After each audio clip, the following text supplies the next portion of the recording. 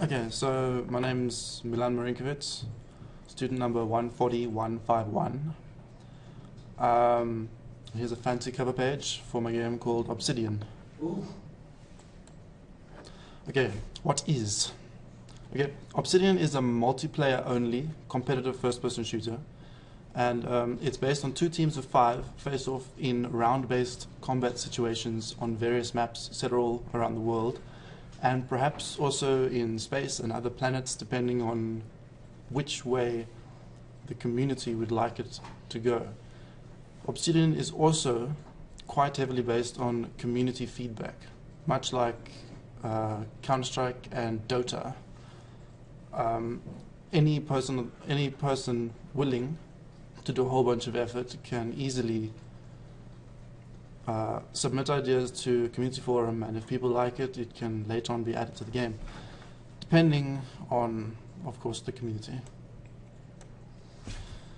The teams that you play as are either Cerberus, which are defenders, and you can consider them to be the protectors of whatever objective is the map is based on. So in this case it would be bomb sites, because I'll get to that later.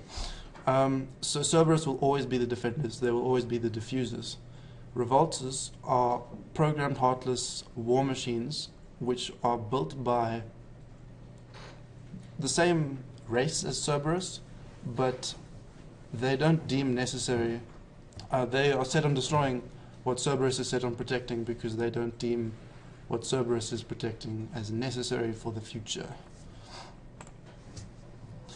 How it plays, it's first person, it's objective based, teams must work together in order to complete their objective and win round points.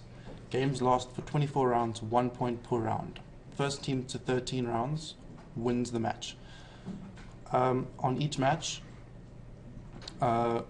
each player is okay, I can get to that later I suppose, but each player is considered to be an MVP on each match, earning separate points different from round points.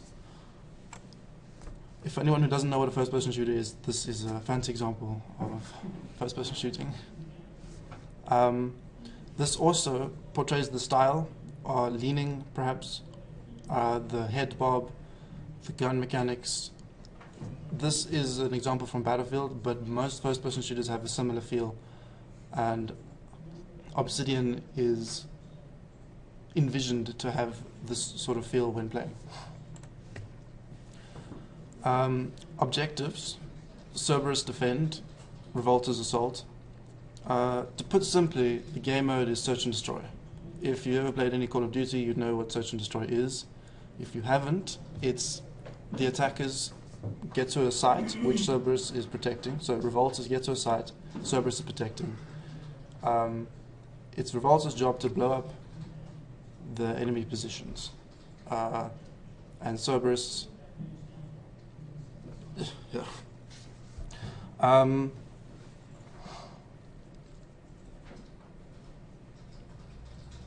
players only get 1 life per round. Defending team eliminate the attackers and prevent bomb plant. The characters. These are sketches and 3D models I did last module. The 3D model of Cerberus character on the left is basically the final. As you can see, Cerberus are not machines, they're just squishy toad-like human, android, bipedal creatures with enhancements to make them fight, or to make them withstand the beating that Revolters will obviously bring down upon them. Revolters are still under construction because, you know, robots are difficult. There's no standard progression system within the game. There's no leveling system. There is only competitive ranks, much like in Counter-Strike Global Offensive. The ranks go from lowest, Dirt, to Paladin Elite, which is the highest possible rank, and that's the top 100 in the world. Dirt with Bronze, Silver, Emerald, Gold, Platinum, Diamond, Paladin, Paladin Elite. The ranks base you within a matchmaking skill group, so each rank that you get to obviously puts you against more experienced and skilled players. And to build up in ranks, you obviously need to rank via the ELO system, which is a heavily complicated system that take me 10 years to explain with words. But it's based on how many kills you get, the ranks of the enemies you kill. So if you kill an enemy that is 2 ranks above you, say you are Emerald and you kill a Diamond, you will get much more points towards your EDA rating and you can rank up faster. Also, MVP points is most valued player in that specific round. So if you kill 3 people and plant the bomb, then and you win that round, you'll get an MVP point. There is also another game mode, which is casual. There is no progression within the casual. It's basically just playing for funsies, shooting each other, and things are much more relaxed within casual. Game modes are slightly adjusted to suit more relaxed play. Example, bomb handling times are fixed, non-dynamic. This will be explained later. Mechanics, the cool ones. Ammoless pistol throw. So I'm pretty sure some of you have gotten into a gunfight in a first-person shooter and you've run out of ammo in both your primary and pistol. This does happen sometimes. When you run out of ammo in your pistol, you can have the option to throw your pistol at the enemy. If you hit them in the head, they will be stunned, giving you a chance to run away. Bomb code choices and handling times. In the beginning of each round, in the beginning of the match, per se, bomb planting teams, the revolters, have a choice of bomb code. Bomb code can be simple, so it can be 11111, and which means that you can plant the bomb very quickly, but it can also be diffused very quickly. But if you make the bomb code complicated, like 27534, it might take a bit longer to plant, but can take up to 8 seconds to defuse. No, why?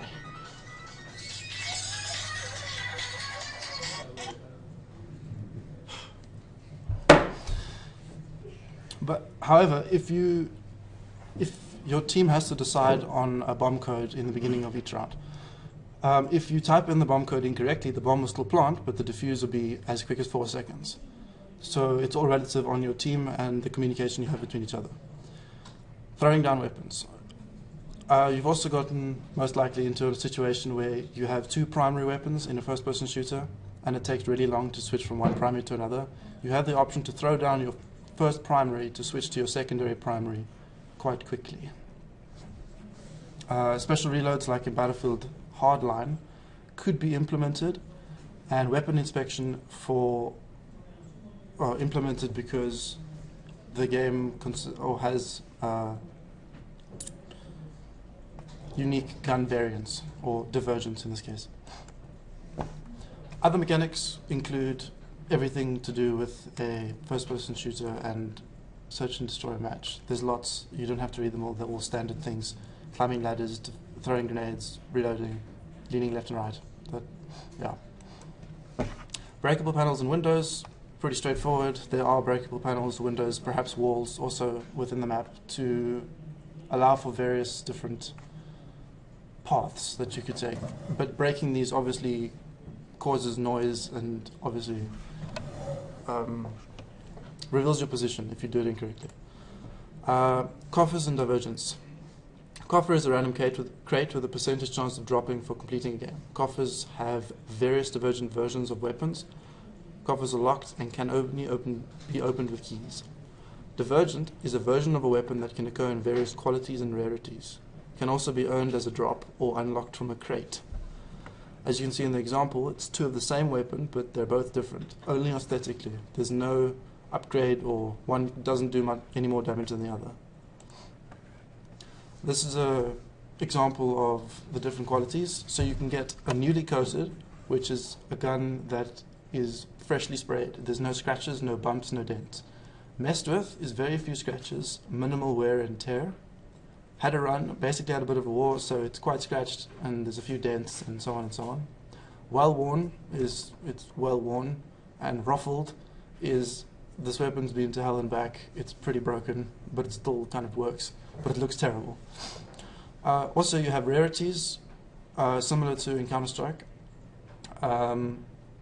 So you have a percentage chance to get a drop, but from gold to white, those are droppable. White is consumer grade, it's very common. Light blue is uncommon. Dark blue is rare.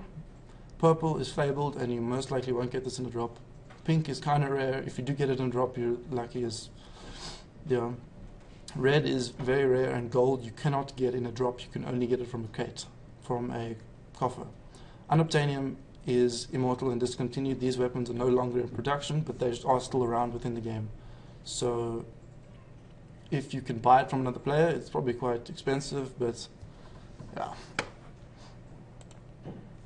Maps and environment. This is an example of one map. It obviously has the theme of the 4 pictures around it, and this is an example of where players could sit to defend a bomb site A and B, like motioned in red, there and there. Defenders player could sit, and attacking players could try and break through these lines of defenses to plant the bomb, and so on and so on. Other levels would include nade trading, which is specific to practicing grenades for specific rush points, so throwing smoke, and it would follow the grenade with a camera view to obviously show you where the smoke would go, and also place static bots so you can perhaps spam through walls to show, or put a bot behind a wall so you can check if you can spam through the wall for specific pressure points. Theater mode is for epic frag movie making. Target audience is people looking for professional competitive play and also smooth gameplay. Think Pro Mod, which most of you probably don't know about, but it's pretty much like that. Technical would like to use Source 2, most likely going to be using the Unreal Engine. It's for the PC Master Race. No consoles, please. There's mod support, there's community support, Steam compatibility. And here is a basic look and feel of what I'm kind of looking for. Thanks.